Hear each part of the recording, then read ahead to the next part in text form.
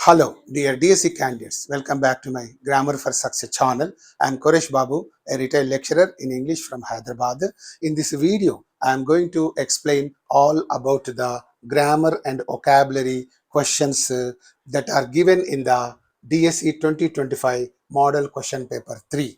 I therefore request all of you to watch this video till the end without skipping it in the middle. I also request all of you to consider subscribing to my channel and also sharing this video with all your friends who are also going to take the DSC examination along with you very shortly. Thank you so much. Now let's get into the video.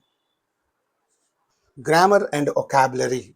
So in this video, I'm going to deal with all the questions of grammar and vocabulary. And for the first time, let us take up the 41st question. Which word would appear first in a dictionary? So what is that word which appears first in the dictionary? Let us look at the options given. Synchronize, synthetic, synonym, syntax. So when you want to decide that, you must see the first three letters of the words given here, and here sing, syn, syn, sn, sin, sin, sin. All these words are beginning with sin. And what is the next letter that is there in these words means here in the first word C is there, in the second word T is there, in the third word O is there, in the fourth word again T is there. So which letter comes first of all these four letters means only this C comes first of all these letters, and that's why here this word appears first in the dictionary. So not the B, C, D. And after this word only all others will come in the dictionary, and therefore your answer is A, that is synchronize. So this is a very easy kind of a question on dictionary skills. And now you move on to the 42nd question. What is the phonetic transcription of the word chaos? What is this? Chaos. Okay, and you should know about the phonetic transcription of that word. Here, what are the words given here? So this is, chaos. Okay, let me write in Telugu. Chaos, chaos. This is how you pronounce. Chaos. Okay, and this is, what is that? Let me write here. This is chaos. Okay, this is chaos, and this is, chaos. Yas. Okay, this is chaos, this is chaos, this is chaos, and this is only chaos. Okay, chaos. Okay, let me write it with the k chaos. So I'm writing the pronunciation of these words in Telugu. This is chaos, this is chaos, this is chaos, but this is chaos. Chaos. So here chaos means what? What is it? All kind of uproar and pandemonium and all that, gandargolam, something like that. So of these four options, the first one is wrong, C1, third one is wrong, fourth one is wrong. Only the second one is the right pronunciation, right phonetic transcription, chaos. Okay, it is only chaos. Right, this is only our answer, and all others are wrong. Now let's move on to other questions. And 43rd question, in the word of photographer, where does the primary stress lie? Primary stress means the first stress. Where do you give the first stress on this word photographer? So that's why now let us look at the options given. First syllable, second syllable, third syllable, it has no stress at all. So here you pay attention, look at the word photographer.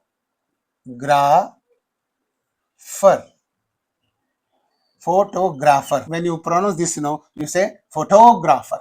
The second syllable receives the primary stress and not on the first syllable, because here photo is there, photograph is there, photograph. Okay, photograph. So there are three syllables in this. So in this photograph, the first syllable receives the primary stress. Then you say photograph. But here, photographer, photographer. And similarly, photography is also there. Photography. Okay.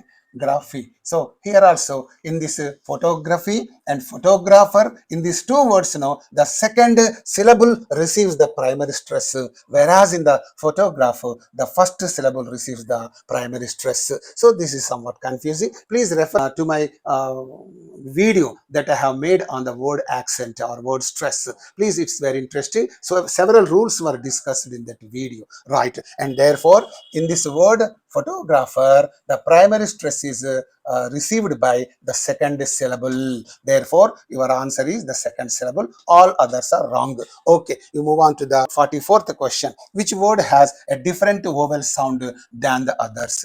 So, which word has a different vowel sound? So, what are the options given here? Book, look, foot, food. So, these are the words, and let us now take up the pronunciation of these words. Here you say book, ba, this is you, k, book. This is how you write the phonetic transcription of this word. So here look is there, ya, la, u, k, look, and the foot is there. Then this is fa, okay, this is fa, o, t. This is foot, and here this foot is there. And how do you pronounce it? Fa, okay, o, d. Food. Generally we say fast food. This is food. You don't say food. Food. Okay. This is book. This is look. This is foot. This is food.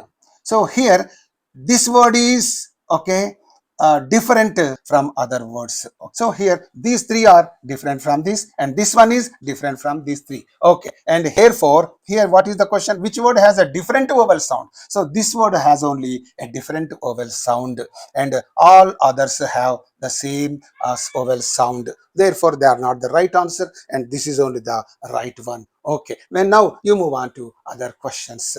45th question. Identify the correct intonation pattern for a yes-no question.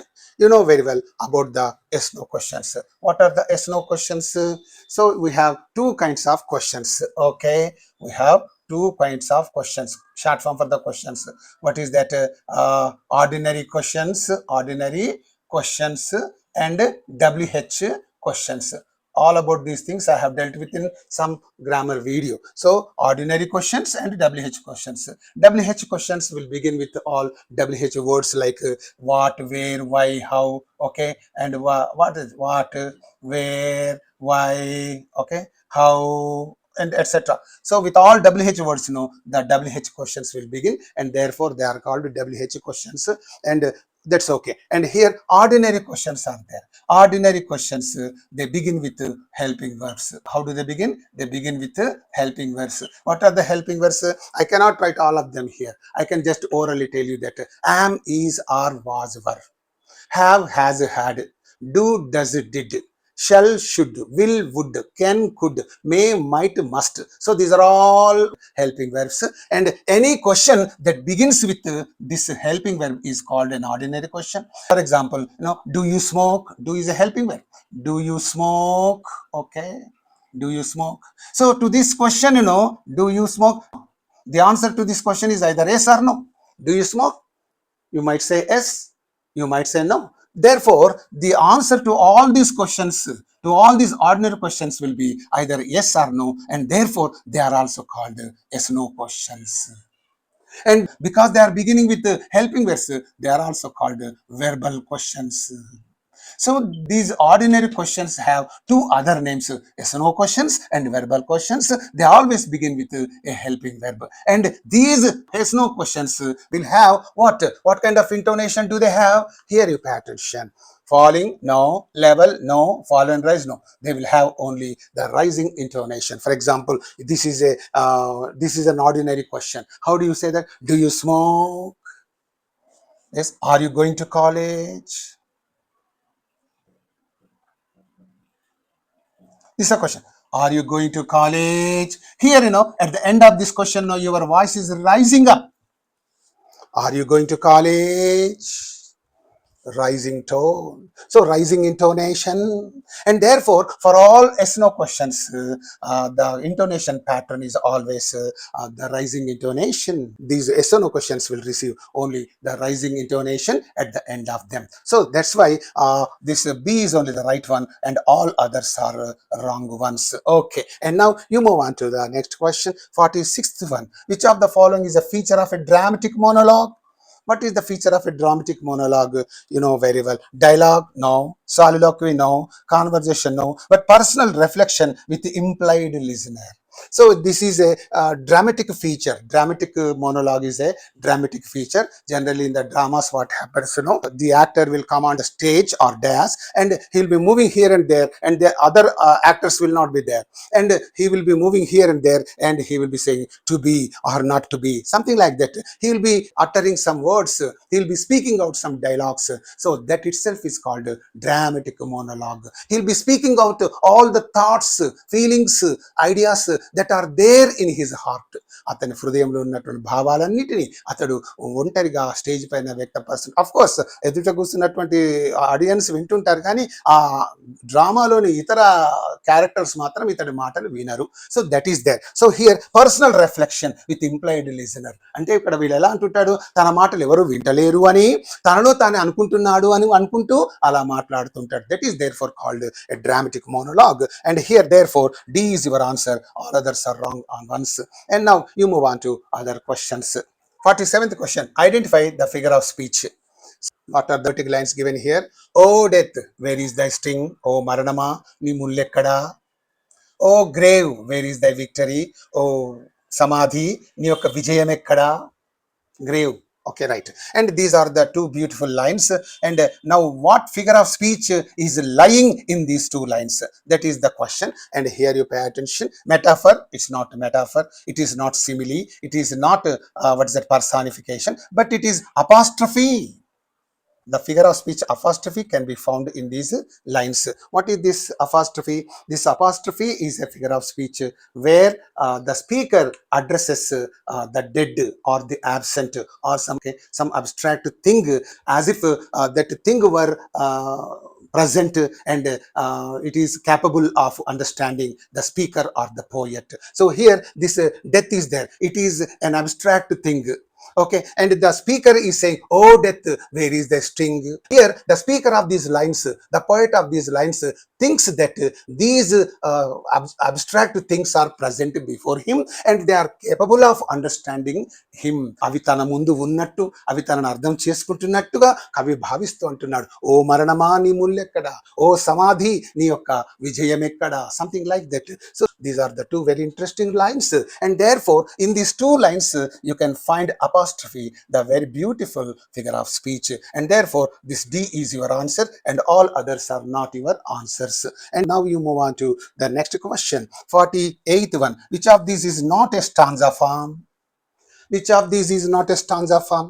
So here says that is not a stanza form. This tercet is there. Tercet, 3-line stanza. Okay, and octet is there, 8-line stanza. Quatrain, 4-line stanza. So these are all stanza form, but this is caesura is there. This is not the stanza form. Caesura means pause. Caesura means break. Caesura means interruption marked by a full stop. Okay, a full stop or a comma. Okay, or a semicolon. Okay, semicolon, and like that. It's, for example, to err is human. Here is it. To err is human.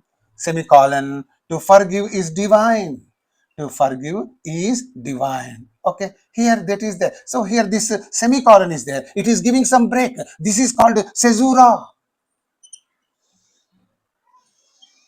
So to err is human, some break is given. To forgive is divine. So this is caesura. Therefore this D is the right one and all others are wrong. Now you move on to other questions. 49th question. The term prologue refers to prologue. You know very well. A prologue to controversy tales, and you know very well. And here a poetic stanza. Prologue is not a poetic stanza. A prologue is not a character's inner thoughts. No.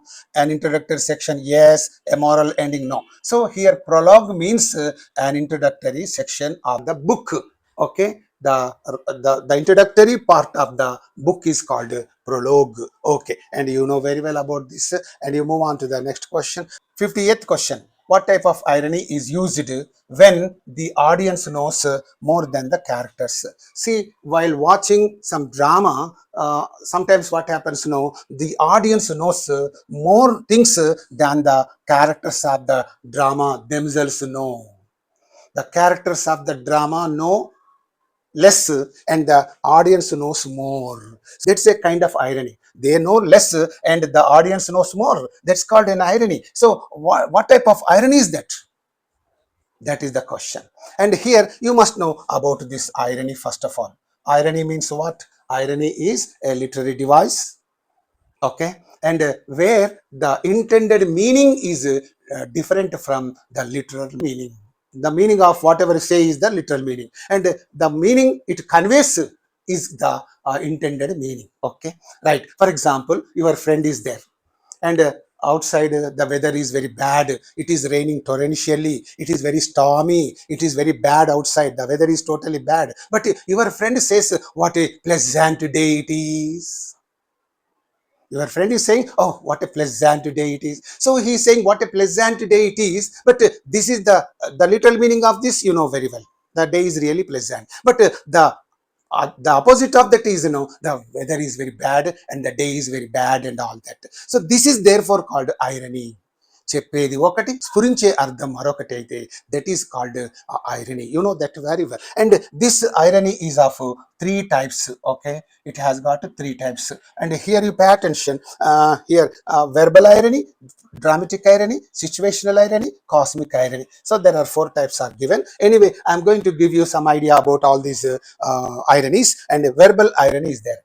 When someone says something but means the opposite of it, then that is called the verbal irony. When someone says something but means the opposite of it. Just now I have given you one example. The outside the weather is very bad. It is raining torrentially. It is stormy. Okay, but your friend says how pleasant the day is, or what a pleasant day it is. See that, here, he is making that statement, but the literal meaning of that is different from the reality. But the reality is very bad. The day is very bad with bad weather and all that. So that is called verbal irony. ఉన్నది ఒకటైతే దానికి భిన్నంగా అర్థం వచ్చేటట్టుగా చెప్పడాన్ని that is called verbal irony. ఈ రోజు ఎంత మధురంగా ఉంది రావాయి అంటే అర్థమైంది, చండాలంగా ఉంది అని అర్థం. అంటున్నది ఒకటి, దాని యొక్క స్ఫురించే అర్థం మరొకటి. అలా చెప్పితే that is called verbal irony. Keep this point in mind. And dramatic irony is there. Dramatic irony means, sometimes what happens, the audience knows many more things well beforehand than the characters of the drama itself. డ్రామాలోని క్యారెక్టర్ల కంటే ఈ ఆడియన్స్కి అనేక విషయాలు ముందే తెలుస్తుంటాయి. For example, in Romeo and Juliet, and the audience knows that this Juliet is alive. Juliet ఇంకా బ్రతికే ఉందని ఆడియన్స్కు తెలుసు. But Romeo does not know that. He believes that the Julius is dead and therefore he kills himself. That's a pathetic scene. Characters కంటే ఆడియన్స్కి ఇలా అనేక విషయాలు ముందే తెలిస్తే that is called dramatic irony. And this situational irony is there. What is this situational irony? When the opposite of what is expected happens, then that is called the situational irony. నువ్వు అలా ఉంటుంది అనుకున్న దానికి విరుద్ధంగా జరిగింది అనుకోండి. For example, life boat is there. What is the duty of that life boat? It has to save you can say, drowning people in the sea or in the river or something. But if the lifeboat itself starts sinking in the sea, then it is called the situational irony. For example, a fire station burns down. Fire station కాలిపోయింది. Generally what happens, a fire station is expected to be free from fire. But if itself, you can say, gets burnt, that is called situational irony. Fire station అంటే అగ్నికి దూరంగా ఉండి ఇతరులు అగ్నిలో ఉంటే కాపాడుతందుకే అది ఉంటుంది. కానీ అదే అగ్నికి ఆహుతి అయిపోతే ఎట్లా ఉంటుంది? ఇమాజిన్ చేయండి. So that irony is called situational irony. And this cosmic irony is there. This cosmic irony is also known as the irony of fate. Okay, the irony of fate. Okay, the irony of fate. And here, this is what a kind of or a type of situational irony, where what happens, this fate or destiny or some higher power seems to play some cruel joke on human beings, making the human beings powerless in the face of large forces and all that. For example, a person is there, and he trains for years to climb Mount Everest, and finally reaches the top of the summit, but dies from a fall while taking a selfie. See how unfortunate it is. Here, what is that? His achievement is ironically ruined because of some trivial incident or accident. అంత పెద్ద ఎవరెస్ట్ను అధిరోహించి చివరికి ఒక selfie తీసుకునేటప్పుడు జారి పడిపోయి చనిపోయింది అనుకోండి, ఇది ఎంత ఇబ్బంది ఉంటుంది. So his achievement, his great achievement is ironically ruined just because of a small accident. Okay, a trivial accident, and that is therefore called the cosmic irony. So verbal irony over very well, dramatic irony, situational irony, cosmic irony. And here you pay attention. The audience knows more than the characters. What is that irony called? What is that irony? This dramatic irony, not the verbal irony, not the situational irony, not the cosmic irony, only the dramatic irony. Hope you are following all these things very clearly, right? And now let's move on to other questions. 51st question, identify the rhyme scheme in the lines. Here are given some poetic lines, and you read these poetic lines and find out the rhyme scheme. The sun is high above the hill, its golden light the fields do fill, hill fill, a. Okay, a breeze is soft, the sky is blue. Okay, B. The flowers bloom with morning dew. B. So A, B, B. A means same. Just like A, this A is there. That's why A. This just like B, the second one is also there. That's why BB. So here let us look at the options given. What are the options? A, B, B. That's the right one. A, B, no. A, B, C, B, no. A, B, B, A, no. So the first one is the right one. You move on to the next question. 52nd question. A short story typically focuses on. What does it focus on? A short story. Multiple plots and conflicts? No, only a drama can focus on multiple plots and conflicts. That is the job of a drama, not the job of a short story. One main incident and theme. So in this short story, you can find only one main incident and theme, and therefore it focuses only on one main incident and theme. Okay, or theme. Lengthy descriptions? No. Moral teaching? No. So here, a short story typically focuses on one main incident or a theme. So that is only your answer, and all others are wrong. And now you move on to other questions. 53rd question. Which of these best defines epic? You know very well about the epic. Okay, a short lyrical poem? No. A long narrative poem? Yes. A tragic play? No. A humorous story? No. So epic means a long narrative poem, right? You move on to the next question. 54th one. Metonymy involves. Metonymy means what?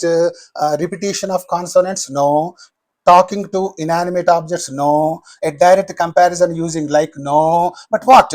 Metonymy involves use of a closely associated term. So whenever a closely related term is used for something, then that is called metonymy. For example, he drank the full bottle. He drank, oh my God, the full bottle. Full bottle means bottle anta tagesindu. Bottle means here, what do you mean by this bottle? All of you know very well about the drink that is inside of that. He drank the full bottle means he drank the bottle which is full of drink. He drank the, I can say, drink that is there in that bottle. So here, this bottle is standing for this drink, and therefore this is metonymy. Drink nu బదులుగా metonymy వాడుతున్నారు.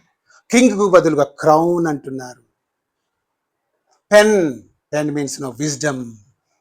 Pen is mightier than sword. Sword means war, destruction. So for something, you are making use of some other thing, some related thing, then that is called metonymy. So here, use of a closely related term. So this is a closely related term for this drink. ఈ drink కు whisky or brandy whatever it is దీనికి దగ్గర మాట bottle. వాడు bottle అంతా కథం బట్టి ఇచ్చారా బాయ్. Bottle means not that bottle here does not mean only bottle itself but the drink that is inside of that bottle. ఆ బాటిల్లో ఉన్న drink that is the meaning. So that's why it is closely related. That is why it is called a metonymy, right? And here B is only your answer. And now you move on to other questions. 55th question, which is an example of parallelism. Parallelism means, you know very well, it is also a beautiful literary device having the same grammatical structure in the succeeding lines. That is called parallelism. Okay, I have a dream, I have a dream, you know very well. Martin Luther King, in his speech, you know, he repeatedly makes use of that sentence, I have a dream, I have. So these are the words spoken by Martin Luther King Jr. And here I came, I saw, I conquered. The very first one is the example of this parallelism. And here all others are wrong. Why? Let us take her. She is clever, witty, kindness. This is wrong. So this is up to here, okay. She is clever, she is witty. But here it is noun is used.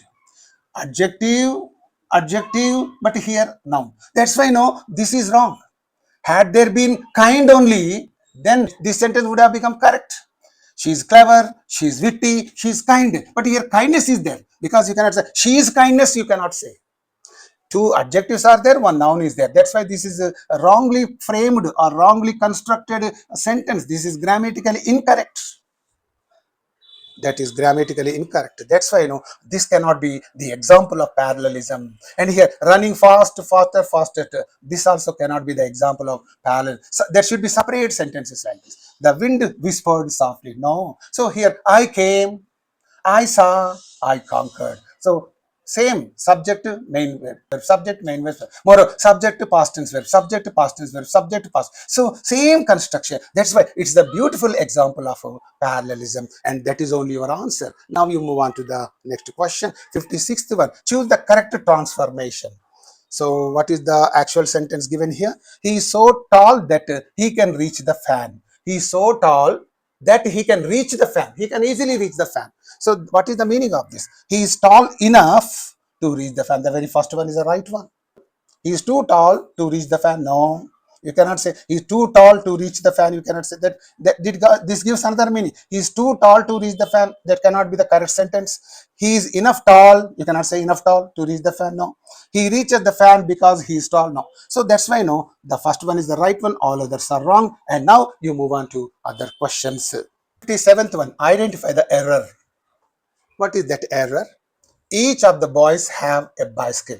So this is the sentence given. And what is the error that is there in this sentence? Each, it's not an error. Boys, it's not an error. Have is an error. Okay. And bicycle is not an error. So now whenever the sentence begins with each of, already I have told you about this.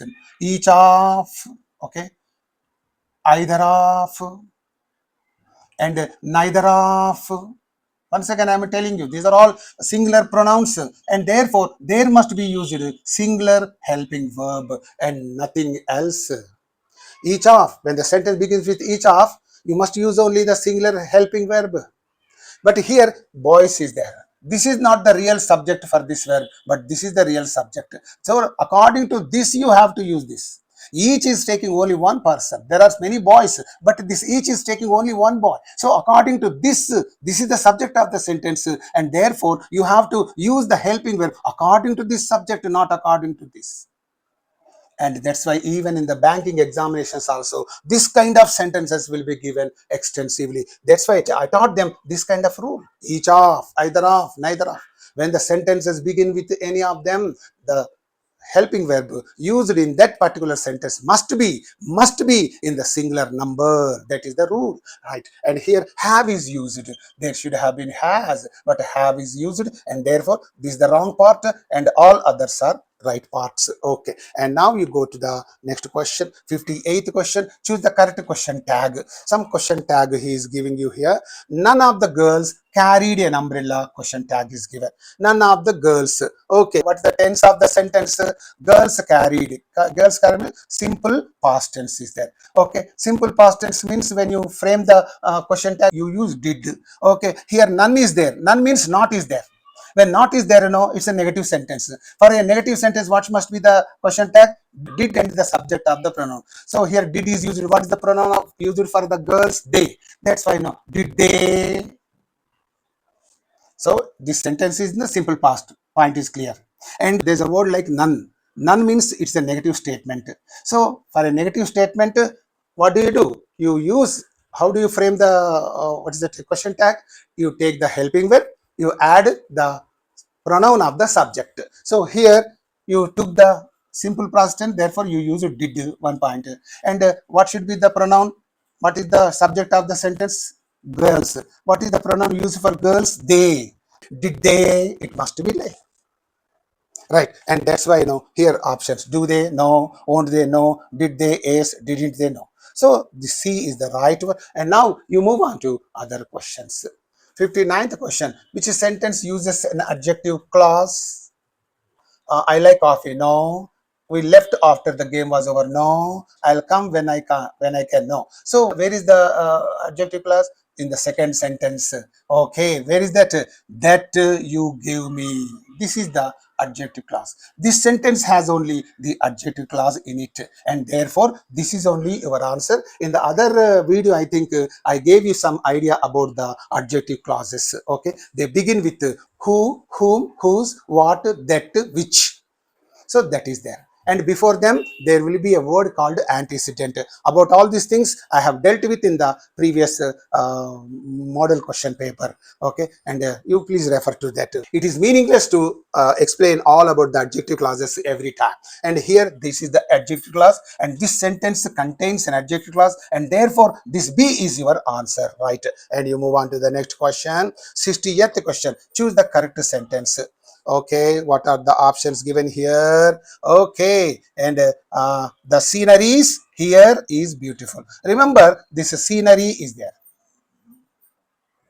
Scenery is a special noun which does not have a plural form at all.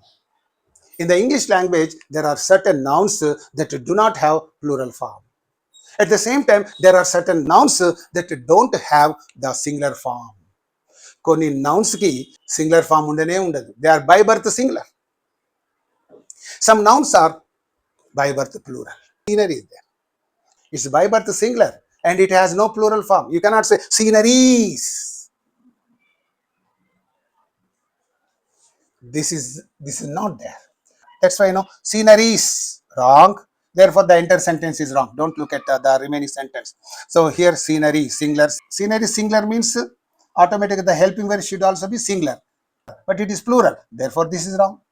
And here the scenery singular and singular helping verb. Therefore this is right. The sceneries again sceneries. No. ఇక్కడ చూసినామంటే నీకు మొత్తం sentence చూడాల్సిన అవసరం లేదు. Scenery అనే మాటకు సినరీస్ అనే మాట లేదురా అని ఖచ్చితంగా తెలిసింది అనుకో, నువ్వు ఇక్కడే కొట్టేస్తావు, ఇదంతా చూస్తావు ఇక. Therefore, so this C is only your right answer and all others are wrong ones. Now let's move on to other questions. Which is a compound sentence? So in the previous video, I have talked to you about the compound sentences and complex sentences. So you refer to that video. Okay. Which is a compound sentence? Here you pay attention. After she left, I went home. No. Okay, after is a subordinating conjunction, therefore it makes a complex sentence. Okay, and here you see I went home because is a subordinating conjunction that forms a complex sentence. Okay, and here since I was tired I slept. Since is also a subordinating conjunction and that forms or that frames a complex sentence. Therefore this sentence, these three sentences are gone. After that the remaining sentence is I was tired, so I went to bed. This so is what? A coordinating conjunction and that forms a compound sentence. we have two kinds of conjunctions: coordinating conjunctions, subordinating conjunctions. In the previous video I gave you the list of the conjunctions. Okay, the sentences that are joined by the coordinating conjunctions are called compound sentences. The sentences that are joined by the subordinating conjunctions are called complex sentences. కాబట్టి ఈ coordinating conjunctions ఏంటి, subordinate conjunction తెలిస్తే ఈ compound complex గుర్తుపెట్టడం చాలా easy అవుతుంది. మరి నువ్వు అవన్నీ గుర్తుపెట్టకుండా ఎట్లయినా కూర్చుంటే ఎట్లయితుంది? కాబట్టి you must watch that previous video, model question paper 2 grammar and vocabulary video. You please watch that video once again. You can find so many things in that. అందుకే అది 1 hour 6 minutes లెంత్కి వచ్చేసింది, because I explained all the things in that. ఇక మళ్ళీ చెప్పడం ఎందుకు ఇంకా, right. And here this is only your answer and all others are wrong. Now you move on to the next question. 62nd question. Identify the finite verb in the sentence. Finite verb means what? Finite verb means the verb that is restricted by the subject. సబ్జెక్టుకు restrict అయినటువంటి, సబ్జెక్టుతో link అయినటువంటి ఆ వెర్బ్ను finite verb అని అంటారు. ఒకవేళ subject మారితే verb మారుతుంది, సబ్జెక్ట్ మారకపోతే వెర్బ్ మారదు. సో ఇలా సబ్జెక్టుకు లింక్ అయినటువంటి వెర్బ్ను దీని ఫైనట్ వెర్బ్ అని అంటారు. ఓకే, ఆ తర్వాత కూడా వెర్బ్స్ వస్తాయి, but that is for example he is going to Mumbai to buy clothes, some example. So here subject and this is the verb. So subject తర్వాత ఉన్న verb నే this finite verb అంటారు. But here here also some verb is there, buy. That is not called the finite verb. So ఇక్కడ he ఉన్నా she ఉన్నా ఇది ఇట్లనే ఉంటుంది. ఇక్కడ ఒకవేళ దే ఉంది అనుకోండి, అప్పుడు ఇక్కడ verb మారుతుంది. ఇక్కడ they are, చూడండి, he పోయి he's అయింది, ఇక్కడ ఇప్పుడు they are అవుతుంది. అంటే సబ్జెక్టుని బట్టి వెర్బు మారితే that is the finite verb. Subject ఎలా ఉన్నా వెర్బు అలాగే ఉంటే that is called the non finite verb. Okay, right. And here reading books helps, subject పక్కన ఉండేది ఫైనట్ వెర్బ్. ఇక్కడ ఇంప్రూవ్ ఇంకొక వెర్బ్ ఉంది. Reading books helps improve vocabulary. So this is at another verb, but it is a non-finite verb. It is a finite verb because it is linked with this subject. Reading books helps అన్నా, okay. ఇంకా వేరేదన్నా అనుకోండి, అప్పుడు ఈ verb మారుతుంది. కాబట్టి this is linked with the subject and therefore this is only the finite verb and the all other verbs are non finite verbs. ఈ non finite వెర్బ్స్లో రకరకాలు ఉంటాయి. జెరండ్ అని, పార్టిసిపల్ అని, ఓకే, ఇన్ఫినిటివ్, ఇన్ఫినిటివ్ అని, ఇలా చాలా ఉంటాయి. We talk about them later on. And here you pay attention. Reading no, books no, helps. This is a finite verb, improve now. So this is the right one. And now you move on to other questions. Choose the correct sentence structure. Although it rained, but we went out.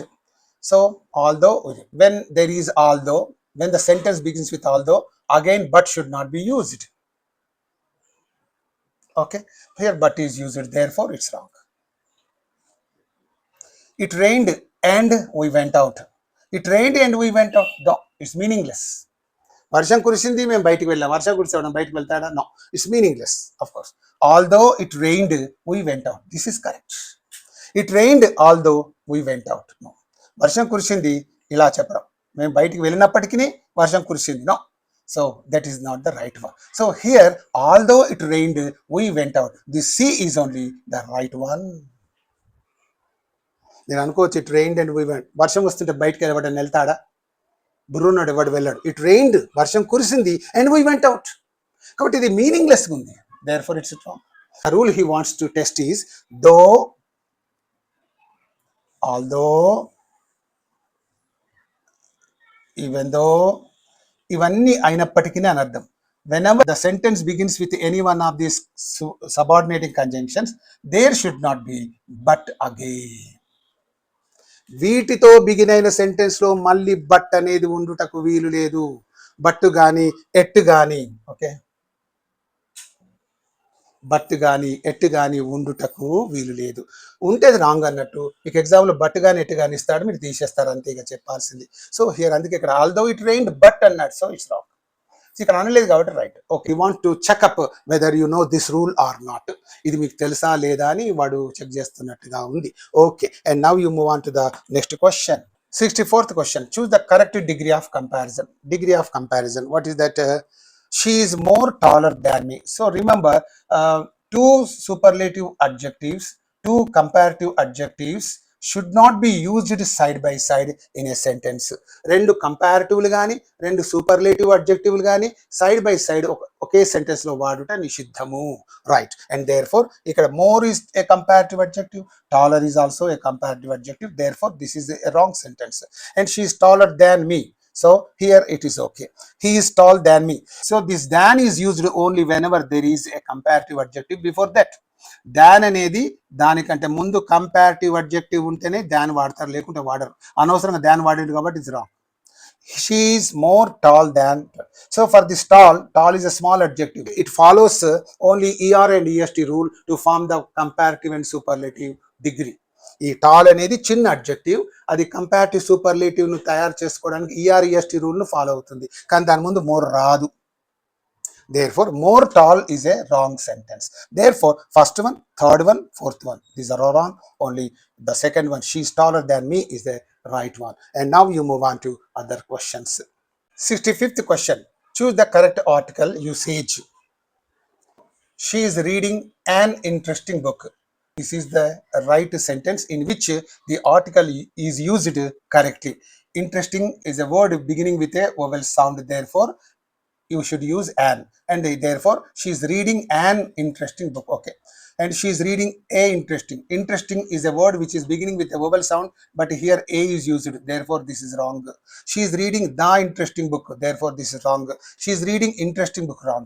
So here in this way, in the first sentence only the article is used correctly, and therefore the first sentence is only the right one. Now you move on to the next question. 66th question. Identify the sentence containing a prepositional phrase. A prepositional phrase. A phrase that contains a preposition is called a prepositional phrase. Phrase means what? Any set of words is called a phrase. If there is only one word, it is called a word. But if there are two or more than two words, it is called a phrase. She dances beautifully. There is no preposition at all in this sentence. She ran fast. No preposition. We left immediate. No. So you look at the second sentence. The book on the table. Where is the book? On the table. Table meeda unna aa pushtakamu. So on the table. This is therefore called the prepositional phrase, and that's why this sentence contains a prepositional phrase, and therefore this is only your answer. And now you move on to other questions. 67th question. Choose the correct sentence. So neither Ramesh or Suresh is present. Remember, this is a sentence with neither dash nor dash. So this is a neither nor sentence. So but here neither, after neither you must use only nor, but or is used, therefore this is wrong. Okay. Neither Ramesh nor Suresh are. So here this neither is joining singular nouns. Yes, Ramesh is a singular noun and Suresh is a singular noun, but here there must be only a singular helping verb, but here plural is there, that's why this is wrong. And here neither Ramesh nor Suresh is, this is the right one. Neither is joining two singular nouns, then the helping verb must be in the singular number. Okay. Neither Ramesh nor Suresh is present. Okay. And neither Ramesh and, see here neither is not followed by and, it is followed only by nor, and therefore this is absolutely wrong. So in this way neither Ramesh nor Suresh is present. So this is only the right option. And now you move on to the next question, which expresses a formal function. Formal function. Hey, what is up? You don't say in the formal language. In the spoken language or in the informal language, you can say, hey, what is that? You can say, hey, who, like that. So but this is not the common thing in the formal function, formal language. So here, give me that file. You don't make use of the gimme. Give me. When you combine these two things, that becomes gimme. Give me that file. No. What's cooking? No. Right. So could you please send the report? So this is in a decent way. It is in the formal style. Could you please send the report? And therefore this only expresses the formal function of the sentence, and therefore this is only your answer. And now you move on to other questions. 69th question. Choose the correct use of a modal verb. So modal verbs you know very well. Yes, shall, should, will, would, can, could, may, might, must. These are all modal verbs, right? And here see, she can to swim. After can, you should not use this to infinitive, and therefore it's wrong. She could sings. After could, no, the verb does not take yes after it. Therefore, this is wrong. Yes, she must go. Must does not take yes after it. Therefore, this is also wrong. She must go, wrong. And here you look at the third sentence. She might be late. So here in this sentence only, the modal auxiliary verb is used in a correct way, and that's why this is only the right answer, right option. Now you go to the next question, 70th one. Identify the sentence with an error in the subject verb agreement. So what is that? Either of the answers, okay, is correct. This sentence is error free, okay, and everyone is here, it is error free. The team is ready, this is also error free. What is that sentence which has an error in it? Means here neither the dog nor the cat are. Here you see this neither nor is there. Okay, this neither nor is joining two singular nouns, and when there are two singular nouns, the helping verb must be in the singular number, but here it is in the plural number, and therefore this is wrong. Neither నార్తో రెండు singular nouns ను కలిపినప్పుడు తర్వాత వచ్చే verb singular లోనే ఉండవలే. Neither తర్వాత here's neither the dog singular nor the cat. So this is singular, this is singular. So the helping verb must be used according to this. ఇక్కడ నార్ తర్వాత ఉన్నటువంటి ఈ సబ్జెక్టుని బట్టి దీన్ని వాడాలి. ఒక్కోసారి ఇట్లా కూడా ఉంటుంది. You see that neither the dog nor the cats. Here the subject is plural, therefore you can say that neither the dog nor the cats are. That's okay. Whenever this neither nor is used to join two singular nouns, the helping verb must be in the singular number. But whenever this neither nor is used to join one singular noun and another plural noun, then the helping verb agrees with the plural subject only here, and therefore this point you have to understand. Neither నార్తో రెండు singular nouns కలిపినప్పుడు ఈ singular వెర్బే దాని వరకు ఆ sentence లో వాడవాలి. అలా కాకుండా నైదర్ నార్తో ఒక సింగులర్ నౌన్ తర్వాత ఒక ప్లూరల్ నౌన్ ఉన్నట్టయితే ఈ ప్లూరల్ నౌన్ బట్టి హెల్పింగ్ వెర్బ్ వాడవాలి. అది సింగులర్ అయితే సింగులర్, ప్లూరల్ అయితే ప్లూరల్ యూజ్ చేస్తారు. So this point, this is a very, very important aspect from the banking examinations and other competitive examinations point of view, right? And here in this sentence only there is an error. Therefore, this is only your answer. Now you move on to the next question. 71st sentence. Choose the correct antonym of benevolent. Benevolent. What is the antonym? Antonym means opposite of this word benevolent. Kind, cruel. Benevolent means merciful, kind-hearted, kind, and all that. So the opposite of benevolent is cruel. Generous, no. Humble, no. Kind, no. Right. And this B is only the right one. And you go to the next question, 72nd question. Which of these is a homophone of flower? What's the pronunciation of this one? Flower. Flower mill. Don't say floor. This is floor. This is flare. This is flourish. This is flower. Flower, flower. So these are the homophones. Okay. Now you move on to other questions. 73rd question. Choose the correct one-word substitute. What is the sentence given here? A person who studies ancient things. Who studies ancient things. What are the options given here? Geologist, no.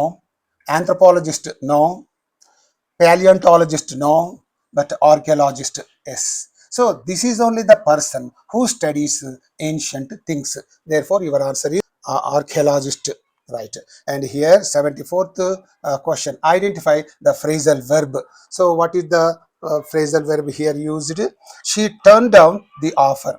Okay. Turn down means that is the phrasal verb. What is the meaning of that? Rejected. The very first one is the right one. She turned down the offer. She turned down his proposal. She turned down his gift, like that. Rejected. Accepted, no. Looked at, no. Neglected, no. So turned down means what? Rejected. Right. Now you move on to other questions. 75th question. Choose the correct meaning of the idiom. Okay. This sentence is also modified, please. And on the spot I have modified this one.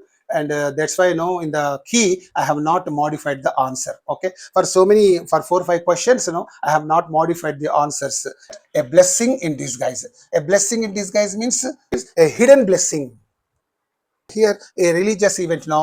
A sudden disaster, no. A gift from someone unknown, no. But a good thing that seemed bad at first. మొదట బ్యాడ్గా అనిపించింది, తర్వాత మంచిగా ఉన్నట్టుగా అనిపించడాన్ని, that is called a blessing in disguise. Okay, it's a beautiful idiom. And now you move on to the next question. 76th one. Pick the synonym for meticulous. Meticulous means very careful. And here pay attention. Careless, no. Lazy, no. Precise. Precise means careful again. Passive, no. So precise means careful. Careful means meticulous, right? And now you move on to other questions. 77th question. Complete the proverb. Too many cooks spoil the broth. The very first one is the right one. Make it tasty, no. Save the food, no. Bake the bread, no. So when there are so many cooks, what happens, they spoil the pudding. They spoil the dish. Okay, they spoil the broth. వాడు ఏం చేస్తాడంటే, నలుగురు head cooks అనుకో, వీడి తెలియకుండా వాడు కారం వేస్తాడు, వాడిని తెలియకుండా వీడి పసుపు వేస్తాడు, వీడిని తెలియకుండా వాడికి వేస్తాడు. So in that way that recipe will become very bad and all, tasteless and all that. And that's why there is a beautiful saying that too many cooks spoil the broth. అంటే 10 మందిలో పాము జావదు అనే సామెత ఎట్లాగుందో, ఇక్కడ చాలా మంది వంట వాళ్ళు కలిస్తే ఆ వంటకం చండాలంగా అవుతుందని చెప్పడానికి. అట్లా అంటే ఒక పనిని ఒకరు చేయాల్సిన దాన్ని 10 మంది చేస్తే వీడింత చేసి వాడింత చేసి ఎటు కాకుండా అయిపోతుంది. సో ఇట్లాంటి సందర్భాలలో దీన్ని వాడుతుంటారు. So too many cooks spoil the broth. This is on the right one and all others are wrong ones. And here you pay attention to 78th one. Identify the prefix in the word irrelevant. Okay, and what is that? Re, no. Ir is the right one. Er is the wrong one. Ir is the wrong one. So here relevant is the word. Relevant is the actual word, and this ir is the prefix. Relevant, irrelevant. You know very well. The answer is relevant, but that answer is irrelevant. You know this very well. And now you move on to other questions. 79th question. Which is a hypernym of sparrow? Hypernym. Hypernym is a big word and hyponym is a small word. So what, this is a small word, and what is the hypernym for this small word? And that is what he is telling you. So the very first one, bird is the hypernym. Sparrow is a bird, crow is a bird, eagle is a bird, dove is a bird, pigeon is a bird. These are all birds. So this bird is a hypernym, and the sparrow or eagle, ostrich, okay, all are birds. And nest, fly, eagle, they are not the right one. And you move on to the next question. Choose the correctly spelled word. So this also I think I have changed on the spot.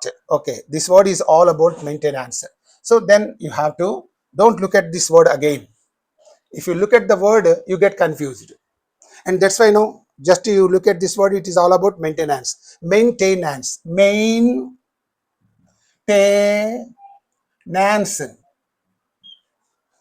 Now you write it. Maintenance. Maintenance. So where is that word? Maintenance. All other words have the wrong spelling. So B is only the right one. ఇలా ఇచ్చినప్పుడు confuse అవుతారు. ఊక అన్ని వెతుకుతుంటే ఇదేనేమో ఇదేనేమో ఇదేనేమో అని మనకు కన్ఫ్యూజ్ అవుతుంటాం. అలా అవ్వకుండా చూస్తారు మెయింటెనెన్స్ అనే గురించి ఉన్నది. ఓకే, మనకు ఇక చూడకండి, దీన్ని చూస్తే ఇంకా కన్ఫ్యూజ్ ఎక్కువ అవుతారు. కాబట్టి మెయింటెనెన్స్ అంటే maintenance. You cut the word into syllables. అలా చేసినట్టయితే ఇక్కడ మెయిన్, ఎంఐఎన్ మెయిన్ అవుతుంది. టే అంటే టే అవుతుంది. నాన్స్, ఎన్ఏఎన్సి నాన్స్ అవుతుంది ఎప్పుడైనా కూడా. ఓకే, రిమెంబరాన్స్, అక్విటాన్స్, యాన్స్ అనేది ఎప్పుడు ఏఎన్సి. కాబట్టి నాన్స్ అంటే NANC, right. Maintenance. So that is there. Now you move on to the other questions. 81st question. Choose the foreign phrase that means something for something. Déjà vu, no. Carte blanche, no. Status quo, no. Quid pro quo. Quid pro quo means something for something. You give something, I give you something. So that is called something for something. So that is called quid pro quo, right? And you go to the next one, 82nd one. Choose the correct collocation. 82nd question. Choose the correct collocation.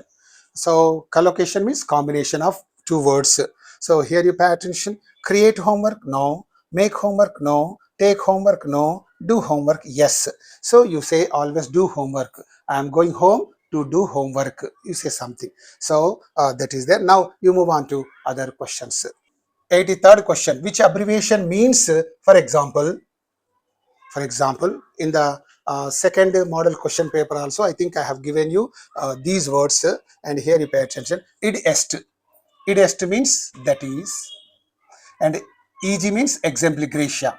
Exempli gratia means for example. Okay, etc. means you know very well. Vidalicit means namely, anaga, something like that. So here these are all there. So here abbreviation means, for example, means only eg, exempli gratia. So that is there, right? And you go to the next question. 84th question. Which word has the same meaning as candid? Candid means very honest and all that. So here you pattern. Okay, shy, no. Smart, no. Lazy, no. Only honest, right? And now you move on to other questions. 85th question. Choose the correct word formation from create. Okay, correct word formation from create. Creationary, there is no word like creationary. Createdly, no word. Creative, yes. Creatify, no. So these three words are not there. Only this creative is there. You go to the next question.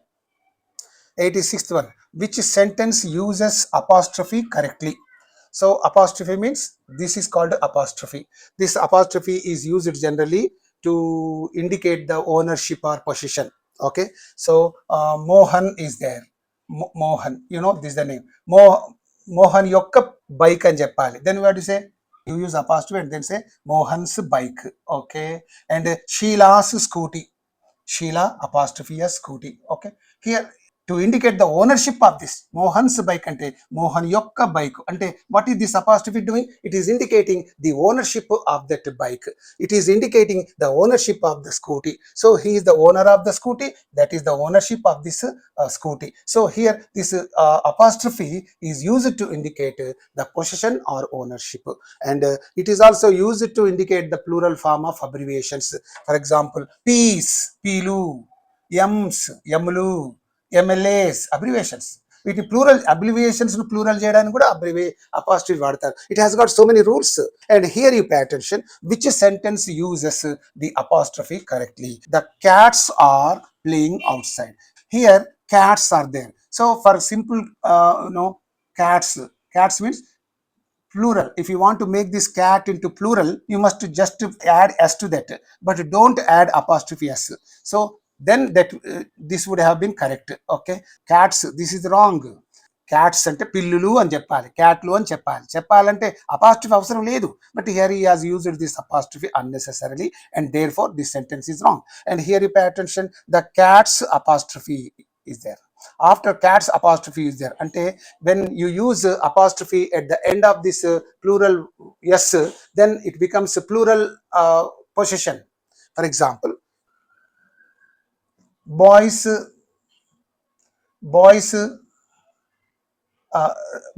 room, singular పక్కన apostrophe పెట్టి S పెడితే అబ్బాయి యొక్క room. Okay, చాలా మంది ఉన్నట్టయితే you must say plural పెట్టి apostrophe పెట్టాలి లాస్ట్ కి. అప్పుడు అబ్బాయిల యొక్క రూము, ఎస్ కు ముందు పెడితేనేమో సింగులర్ పొసెసివ్ కేస్ అవుతుంది. ఎస్ తర్వాత అపాస్ట్రఫీ పెడితే that becomes plural possessive case అవుతుంది.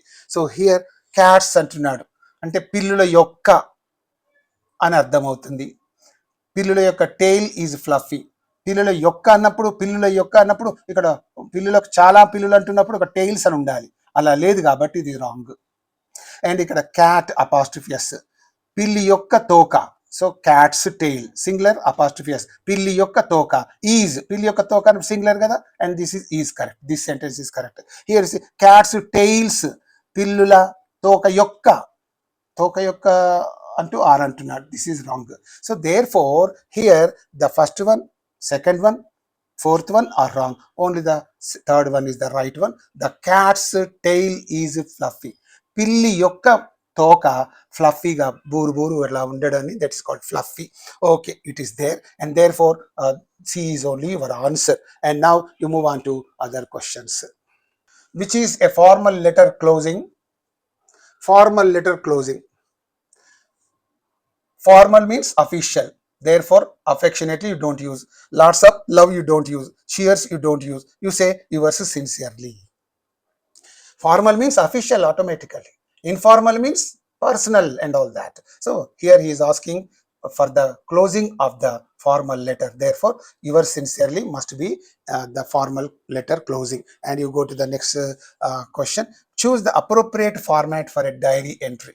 Diary entry appropriate format. What should be the appropriate format? Dear diary, no. 23rd, 11th, 25. No, it should not be like this. 25th day to 11th month, year. Itla undadu date. Saturday, day. 25th November 23. This kind of date will be written in the diary. So this kind of entry will be there in the diary. Okay, but we are not in the habit of maintaining a diary, and we don't know how to write the date and day and year and all that. But actually, the appropriate format is only this one for writing date. For writing date, first you mention the day, then the date with month and year, that is there. And hello diary, no. So C is the right one. And now you move on to the last but one question. 89th question. Which is the best title for a biographical sketch of Mother Teresa? So you have a topic on biographical sketch, and that's why this question is composed. So suppose you have written some biographical sketch of Mother Teresa, and what could be the title for that biographical sketch? Biographical means life story and all that. So what title will you give to that? My favorite person? You don't give that kind of title. And Teresa's story? No, you don't say like that. The nun who walked, you can also say, but it's not. But here, a life of service is there. Seva tatparayate yokka jeevitamu. A life of service. So this is much more fitting than these two titles. Teresa story anavachunu. Kani deenikante idi better ga undiga. కాబట్టి నీ biographical స్కెచ్కి, mother Teresa biographical స్కెచ్కి a life of service అంటే బాగుంటుంది అని అనుకుంటున్నాం. So your answer must be B. Okay, now you move on to the last question of this part. Choose the correct sentence to begin a report. How do you begin a report? Okay, and hello guys, let me tell you, no, you are writing a report, not addressing anybody. That's why you don't say hello guys, let me tell you. నువ్వు ఏదైనా అందరి ముందు మాట్లాడుతున్నావా? Report submit చేస్తున్నావు. Report submit చేసేటప్పుడు ఇలా ఎందుకు ఉంటుంది? No. It was a great day at school. No. I had a lot of fun yesterday. No. The annual sports day was held on 12th January. The sentence begins like this.